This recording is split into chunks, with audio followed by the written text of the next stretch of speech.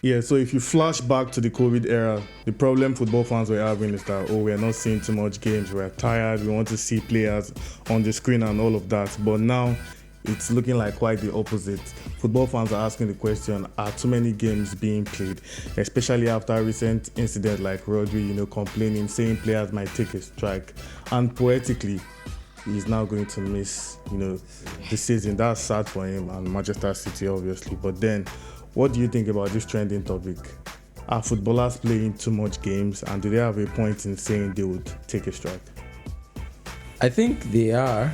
I think the schedule makes no sense. Manchester City played on Sunday, and Manchester City played on Tuesday. Yeah. Now, on the one hand, you can say, all these clubs, they have big squads for a reason. They have players on the bench. Yeah. They refuse to rotate. They would rather use the same players every 3 days. We saw Real Madrid start with Mbappe, Vini, Rodrigo again. After playing with them on Saturday, they will still play weekend. And Mbappe is even a little injured. But he will still play. But he will still most likely play.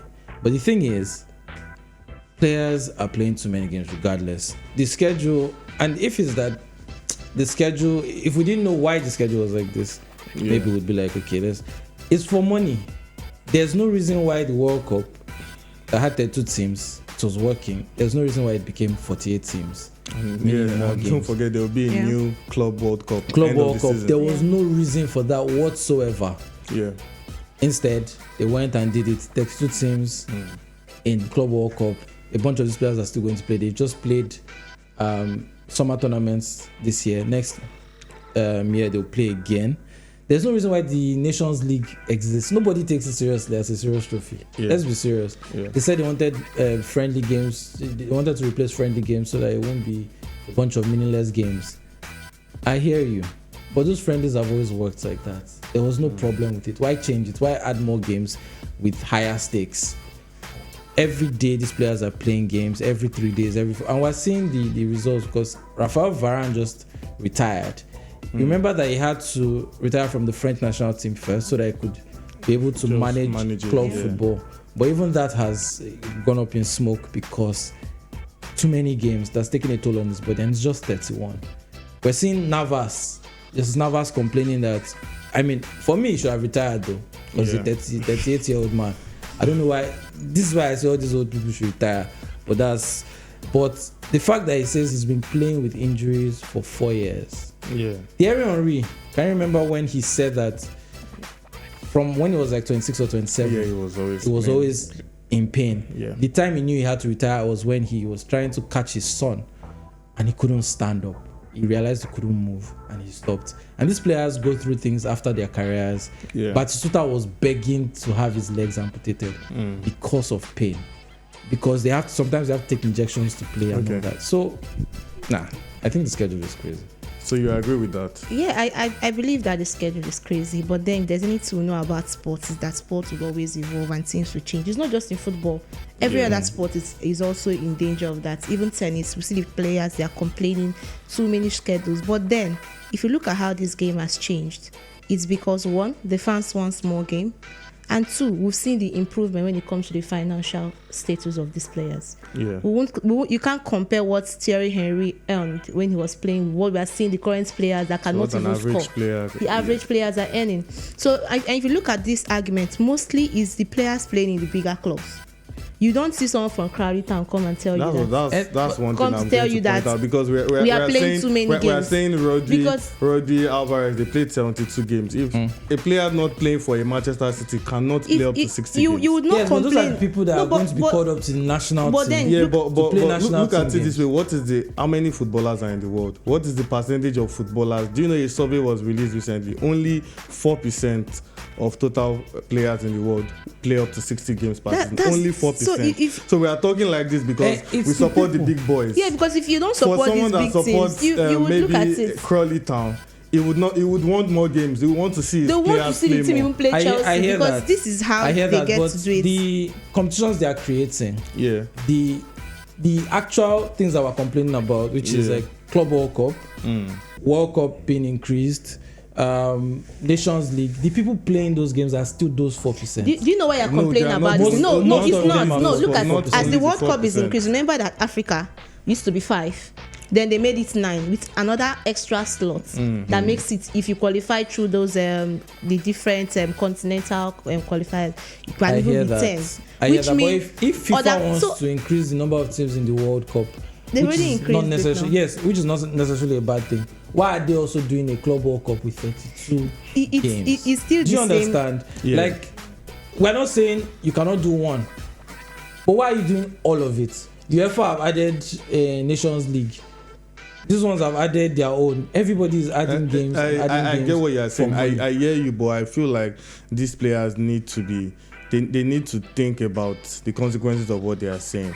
Now, not every player would have the opportunity to play for a Manchester City and earn 300k per week. Some players don't earn up to 30k per week in League 2 and whatnot. Yeah. Some players depend on appearance bonuses to get money. Yeah. So you're telling that player now that because Rodri doesn't want more games, his appearance bonus should drop. But apart from that, so what happens to that? How do you balance that? Have the games for those players in the League 2s and League and conference and whatever, have their games increased? No, my point is that those players will gladly take the opportunity because to play you need to more qualify. games. You think so? They will take it. They will. It's different. They're not getting paid 300k per week. They will take it. You think they will? They will. I hear Tell you. me a player that played 70 games that does not play for a big club. Not move to other lower team and just go to Chelsea. It's the people that are actually having to play that many games that are complaining. The people who have never had to do that. They are not complaining. Obviously, they will say, I want more. It's just like when you have not, it's like when someone says, oh, when I get this, I will do this. I know what I'll do in this situation. Until you get there. Have you ever, I mean, the other day on Twitter, someone was saying that if I earn 250k in this thing, I will save 1 million in a year. When Rodri was playing in an Atletico Madrid side, do you think he would have ever said something like this? You will not play as many games. How many times do they get to the final? What stages do they get to? I think it's perfectly valid. If you are experiencing something, it's valid for him complain about it. It's valid for him because he's in that all situation. Players should go on strike because of what he's going through. He's not saying all players. That's what he said they will. No, he said we players. No, he said we players. No, it can't be. Rodri can't be players. Rodri is one. Rodri is a player, and he said players. If you're not affected by it and you don't want to go on strike, don't go on strike. But Rodri is saying that is echoing sentiments of many other players like himself. Many other big players. There are some big players that have not said anything. Big players are not the only ones playing. Fans also have power. Other players should have power. They are free to have power. If they don't want to a solution to this for me would be to somewhat level the playing field financially between these guys and also the other leagues. But we know we cannot do that. But the major thing there has to be, it has to be the coaches. Like reducing their you can't tell me that you recently they wanted to pump more money into the AFL, for instance. It was blocked for whatever reason. Why are they doing stuff like that? They're trying to keep the pyramid very high. Again, it's about the big clubs. The players are the ones clubs have a problem too. That's my point. But the players are the ones dealing with it, and everybody's focusing on the players. You're just saying, but the clubs themselves. You're only looking at these big players. Let's remember that these players, why do they move to a bigger team? I'm actually not supporting anyone. I'm just saying why do they move to a bigger team? You want to win laurels. You want to make more money. Yes. Because if you don't want to do that, you can remain where you are. I think more things should go to the coach. If you cannot rotate this team, then why are you a coach? Because when normal, the Rodri wasn't supposed to start that game. The competitions that they are adding, the people making those decisions are sitting in a boardroom. And they are ex-players as well. Just so that they can get more money. The players are not getting the chunk of the money that is being made from these extra games. Though. It's the people in the boardrooms that are making decisions. No. They get more money. Sorry. The players only get a fraction of it. So it's the players that have to go out and deal with it and put their bodies through stuff. Now, look at the injuries that we're seeing. Is this what you want to see, where you are playing a full season, Rodri is out injured, Ter Stegen is out for the season, Mbappe is injured, this person is injured, Bellingham just came back from injury. If you want to see more games, but if it comes at the expense of actually seeing the players you love to see, you are not coming to watch Crawley Town. You are. That's not what interests you. That's not what excites many people. It's still those teams at the top. So if you are saying you want to see those games and those games are diluted, the quality is diluted because the top players can't play are forever. injured. Thibaut Courtois was injured last season. We saw a Looney stepped up. Yes. So I'm saying that if you, as a player, I'm not saying the games are normal, but then you look at the different confederation. One for FIFA has limited competitions. Yeah. I'm not saying they need to do it, but if you remember, they wanted to make the World Cup two years. Yeah. But since they cannot do that because players are complaining, we're now having 4 years and then the World Cup. Anyways, let's move forward for a bit here. I'll just wrap what you guys up are saying by saying, like, I agree that yes, we want to see all the quality players playing, but like I'll just go with what Zini said, that football is evolving, and one way I would like to see that maybe football is coming to a point where we should not expect to see a standard starting 11 every single week. Coaches should be ready to change. Football. Do you know that the fans complain when football will evolve and we'll they say move on. They are disrespecting the competition. No, we'll move on with it. But anyway, so now with the advent of the fixture congestion and all, what could this mean for betting? And how can this influence our betting choices? Well, if you know that rotations will happen, it's just like with FPL. It will happen. Just like with FPL, you know that you don't go near Manchester City because you don't know which team Guardiola will pick. Because Guardiola will just bench the person you captained. In the same vein too, if you start noticing that changes will happen, for instance, Chelsea have more than enough players so they will rotate easily, which they were kind of insulted for. But now you're kind of seeing that having more players means that you can rotate more easily. Right, so if you know that rotations will happen, you're a bit more careful. Like yesterday when I was picking games for our daily 5 odds, I won, by the way. Yesterday when I was picking games for our daily 5 odds, I looked at the EFL games and I said, these people might rotate too. I don't know what Chelsea team is going to come out. I don't know whether they're going to be as good, but they ended up but look at Aston Villa that I now went for. I picked Aston Villa before they scored. I went for over 1.5 before they scored. The first goal took long and the second goal came late on through a penalty. So and it was even somewhat of a close game because Wycombe actually had chances. They pushed them. And the game ended 2-1 at the end of the day. So you have to consider those things. Is there going to be rotation? How does this affect? And you look at the next game coming up, so you know whether certain players are going to be benched because of that game. Like when Arsenal now, the week that Arsenal just had, where they had to play Spurs away, Atalanta, and then Manchester City. 3 straight away games. In fact, against Bolton, I think a 16-year-old is going to be in goal.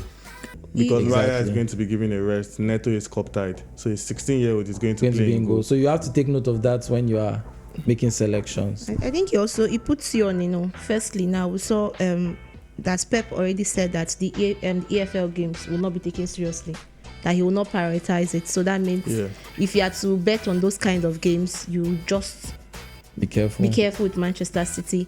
And also it means that maybe we could get this period where those high odds could just pay off one of these days.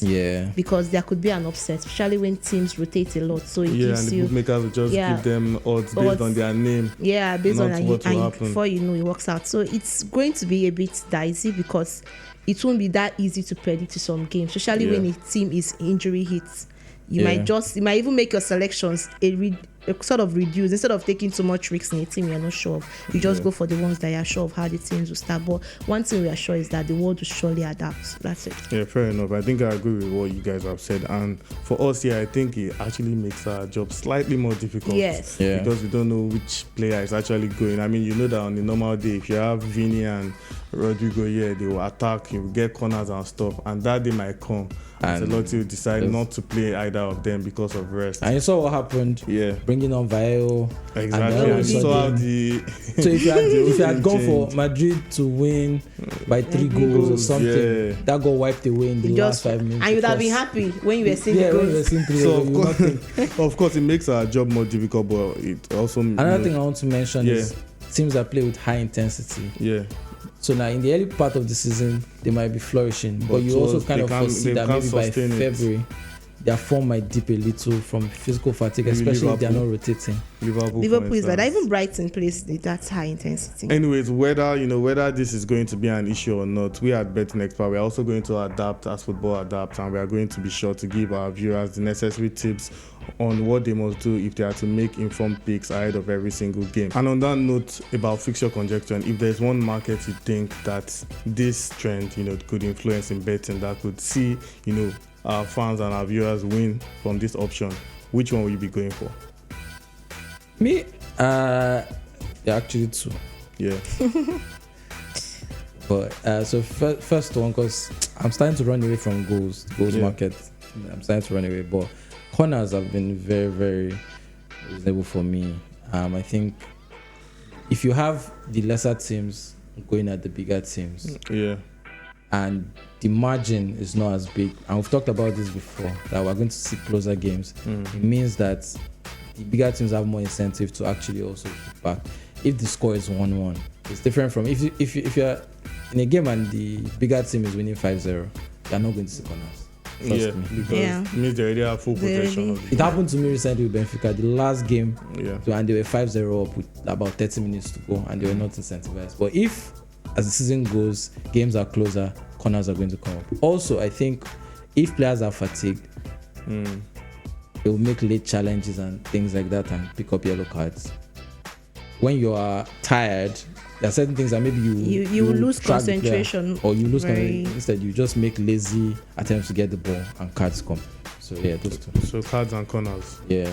Me, I would go for goals, because if you look at it, it showed even that game. We saw the game because there will be lots of rotations, and when you start bringing in the players that are not regular starters, there are room for error. We saw that in the Bayern game. We also saw that in Real Madrid game where there were substitutions, and then goals just start coming. So I think the smaller teams will have a chance to score. So I think I'll still go for the goal market. Maybe this time you just sort of improve on it. Yeah, I think similar to what you guys are saying, I'll just go for handicaps. Yeah, I think there'll be a particular weekend where I'll just go with handicaps. Especially when you look at the games, maybe mid-table sides playing, or some certain teams that you know that they might get beaten, but you know they will score a goal. It's just like when Bayern were taking on Bremen, we already know that Bayern will win, but these guys will probably score. And I think handicaps work for me. So with handicap, corners, goals. So maybe we'll do a combination of all four, and we'll see how that comes out. Anyways, that's all the time we have for you in this video. It's been a nice time discussing the trending topic of fixture congestion and what this could mean for the future of football and also for the future of betting in the current campaign. It's interesting to see how this is going to influence our betting selections and choices, and make sure to tell us what you think. Are players playing too many games, or do you think that they are collecting wages that mean they should be ready to play as many games as they are being requested? So tell us what you think in the comments below. Don't forget to like, share, subscribe, and watch this video and share them with your friends. Till we come your way next time, stay cool. Don't let your week be congested. They should stop. They should reduce their money now. And no player will agree for them to reduce their money. That's why UEFA will bring more competition. I want to ask one question. FIFA will bring more competition.